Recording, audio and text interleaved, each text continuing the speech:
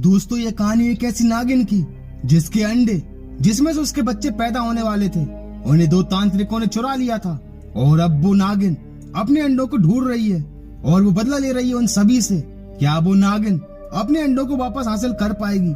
ये सब जानने के लिए देखिए ये पूरा वीडियो। एपिसोड की शुरुआत होती है और हम उस नागिन को दोनों पति पत्नी को तड़पाते हुए देखते हैं और ये वही है जिन्होंने वो अंडे चुराए थे। वो नागिन इनसे कह रही थी ये मेरे अंडे मुझे वापस कर दो, पर वो अंडे के बारे में कुछ नहीं बताते और कहते हैं कि तुम जैसी बुरी शक्तियों का नाश जरूर होगा। जिसे सुनकर वो नागिन काफी ज्यादा गुस्सा हो जाती है और वो अपनी शक्ति के द्वारा एक और इच्छाधारी नागिन का आह्वान करती है। वो नागिन काफी ज्यादा शक्तिशाली और डरावनी थी, जिसके बाद वो नागिन उन दोनों पति पत्नी को मारने के लिए आगे बढ़ती है। पर इससे पहले कि वो नागिन इन्हें मार पाती, वहाँ एक और अजीब सा दिखने वाला जानवर आ जाता है और वो जानवर एक नेबला होता है जिसे वज्र कहा जाता है, जो उन दोनों की रक्षा करने के लिए आया था और वो उन दोनों की रस्सियों को खोलकर तुरंत वहाँ से भागने के लिए कहता है। जिसे देखकर वो नागिन गुस्से से पागल हो जाती है और अपने हाथों से जहरीले नागों को बाहर निकालती है, जो जाकर उस नेबले से लिपट जाते हैं। और जब दोनों पति पत्नी भाग रहे होते हैं कि तभी उनके सामने वो नागिन जिसका नाम नगीना था उनके सामने आ जाती है और उन दोनों को डसकर मार देती है और कहती है कि मैं मेरे अंडों का पता लगाकर जरूर रहूंगी, क्योंकि उन अंडों के अंदर इसी नागिन के बच्चे हैं। जिसके बाद स्टोरी प्रेजेंट में आ जाती है, जहां हम शिखा और उसके पति करण को देखते हैं और ये दोनों बहुत ज्यादा दुखी होते हैं, क्योंकि एपिसोड की शुरुआत में जिन पति पत्नी की मौत उस नागिन के डसने से हुई थी वो इन दोनों के भैया और भाभी थे और अब उनके दोनों बच्चों की पूरी जिम्मेदारी इनके ऊपर आ गई थी। वो दोनों बच्चों का काफी ख्याल रखते थे। वहीं करण शिखा को दिलासा देता है कि सब कुछ ठीक हो जाएगा। वहीं दूसरी तरफ हम उन्हीं दोनों बच्चों को देखते हैं जिनका नाम बॉबी और सिया होता है। और जब दोनों बच्चे खेल रहे थे कि तभी उन्हें सरसराने की आवाज आती है, जैसे कोई सांप उनके आसपास हो। और दोनों बच्चे उस आवाज का पीछा करते करते घर के स्टोर रूम में पहुंच जाते हैं, जहां पर इन्हें एक बॉक्स दिखाई देता है जिस पर ताला लगा हुआ था और उसी बॉक्स में से वो सांप जैसी आवाज आ रही थी। और ये वही बॉक्स है जिसमें इनके पिता ने वो अंडे रखे थे। जिसके बाद बॉबी उस बॉक्स का ताला तोड़ देता है और वो देखते हैं कि उनके अंदर दो अंडे रखे हैं। वो अंडे उन दोनों बच्चों को अपने बस में कर लेते हैं।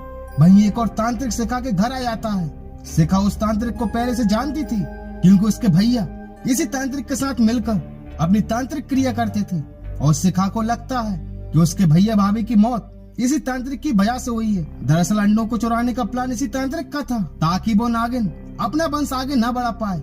इसलिए इस तांत्रिक ने दोनों पति पत्नी को उस नागिन से अंडे चुराने के लिए भेजा था, उसी नेबले के साथ। पर वो नेबला भी उन्हें नहीं बचा सका।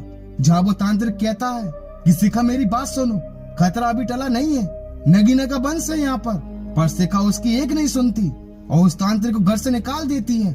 जहाँ वो तांत्रिक कहता है कि अगर वो अंडे फूट गए तो अनर्थ हो जाएगा।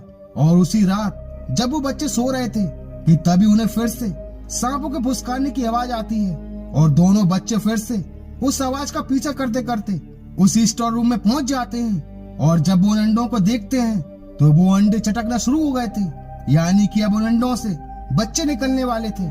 और देखते ही देखते अंडे फूट जाते हैं और उन अंडों में से दो छोटे छोटे सांप बाहर आते हैं। वहीं शिखा को बच्चों के हंसने की आवाज आती है और वो उठकर लाइट जलाती है, पर लाइट नहीं थी और वो टॉर्च लेकर बच्चों को देखने जाती है।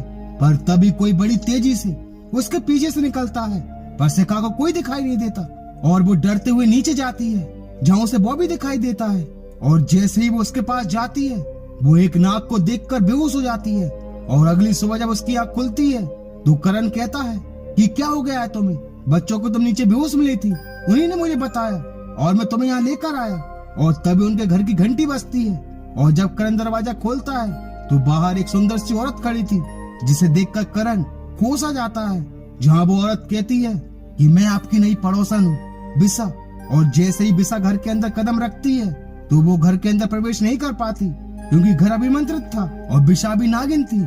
जहाँ वो कहती है कि अंदर नहीं बुलाएंगे और करण उसे अंदर बुला लेता है, क्योंकि वो नागिन घर के किसी सदस्य द्वारा अंदर बुलाने पर ही आ सकती थी। जहाँ वो घर की तारीफ करती है और कहती है कि हम नए नए यहाँ पर शिफ्ट हुए हैं, किसी को जानते भी नहीं है, क्या आप हमारे घर रात को डिनर करने के लिए आ सकते हैं? इससे मिलना जुलना भी हो जाएगा।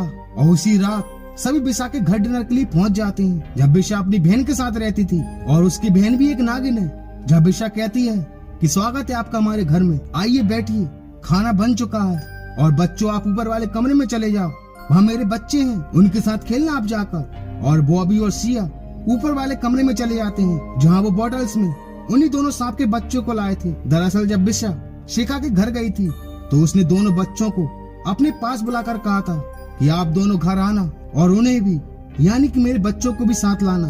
और इसीलिए बॉबी और सिया सांप के बच्चों को बोतल में लाए थे और वो उन सपोलों को आजाद कर देते हैं और वो सपोले एकदम से बड़े हो जाते हैं। जैसा कि सिया और बॉबी उस नागिन के बस में थे तो वो उन सपोलों के साथ लुका छिपी खेलना शुरू कर देते हैं। वहीं नीचे डिनर की तैयारी हो चुकी थी और जब शिखा और करण जैसे ही ढक्कन ऊपर उठाते हैं तो वो ये देखकर दंग रह जाते हैं कि उस प्लेट्स में खाना नहीं बल्कि उनके भैया और भाभी के कटे सार हैं, जिसे देखकर उनके रोंगटे खड़े हो जाते हैं। और अब वो नागिन अपने असली रूप में आ जाती है और पलक झपकते ही वो करण को निकल जाती है और जैसे ही शिखा को मारने आगे बढ़ती है कि तभी वहाँ पर वो तांत्रिक आ जाता है और शिखा को बचाकर वहाँ से ले जाता है और शिखा से कहता है कि मुझे पता था कि ऐसा ही कुछ होने वाला है और यही बताने में तुम्हारे घर आया था, पर तुमने मेरी एक नहीं सुनी। वो नागिन तुम्हारे भैया भाभी के साथ साथ करण को भी मार चुकी है और अब वो तुम्हें और दोनों बच्चों को भी मार डालेगी। अगर तुम्हें सबकी जान बचानी है तो तुम्हें भी वज्र बनना होगा, यानी कि वो नेबला। पर अभी उस वज्र को भुजंगो यानी कि इन सांपों ने बंदी बना कर रखा है। हमें पहले वज्र को आजाद करना होगा, उसे जगाना होगा, पर उसे सिर्फ दूसरा वज्र ही आजाद करवा सकता है, जगा सकता है। इसलिए तुम्हें ही वज्र बनना होगा। क्या तुम तैयार हो? लेकिन एक बात ध्यान रखना, अगर तुम एक बार वज्र बन गई फिर दोबारा तुम इंसानी रूप में नहीं आ पाओगी। बस यही एक रास्ता है बॉबी सिया को बचाने और उन नागिनों को खात्मा करने के लिए। और शिखा हाँ कर देती है, जिसके बाद वो तांत्रिक अपनी शक्ति से शिखा को एक वज्र में बदल देता है। वहीं जब नगीना दोनों बच्चों को मारने वाली थी कि तभी उसकी बहन की लाश उसके सामने आकर गिरती है और उसे शिखा जो कि एक वज्र बन चुकी थी उसी ने मारा था। और तभी दूसरा वज्र भी वहाँ प्रकट हो जाता है और दोनों मिलकर नगीना का खात्मा कर देते हैं और शिया और बॉबी की जान बच जाती है। और इसी के साथ नगीना इस एपिसोड का दी एंड हो जाता है। And thank you so much for watching this video.